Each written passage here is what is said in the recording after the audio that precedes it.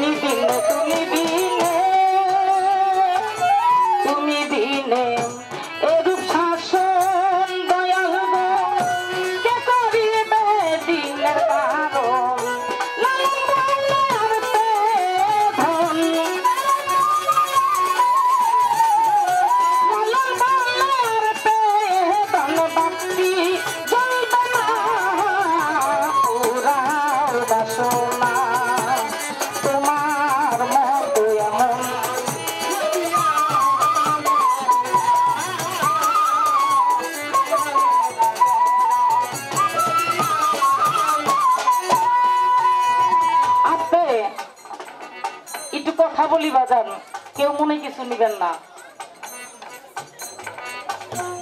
বর্তমান সমাজে আমার নবীজির কথাই শুনতে চায় না। আমরা কিছু মানুষ আছি বাজান, দাবি করি বাবা মানুষ, আসলে কতটুকু মানুষ হইতে পারছি জানি না বাবা।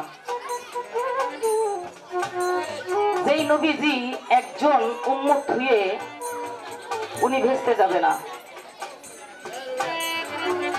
আমরা বলবো ইয়া নাফসি নাফসি, আর আমার নবী বলবো ইয়াম্মতি উম্মতি। সেই নবীর দুরূদ অনেক মানুষই বাজান পড়তে চায় না, আবার শুনতেও চায় না বাজান। মানুষ মিলাদ পড়াইলে বিরক্ত হয়ে যায়। তো আমার বাইরে একটু কাজ আছে। আসলে যে মিলাতে শরীক হওয়া, দয়ালের গুণগান শোনা কত যে সুন্নত। এই যে আমার এক বড় ভাই তিনি বয়ান করলেন, আমি ভিতর থেকে শুনলাম, আমার মধুর মতো লাগছে তার বয়ান। কত মধুর কণ্ঠে তিনি আমার নবীজির দুরূদ পড়ল।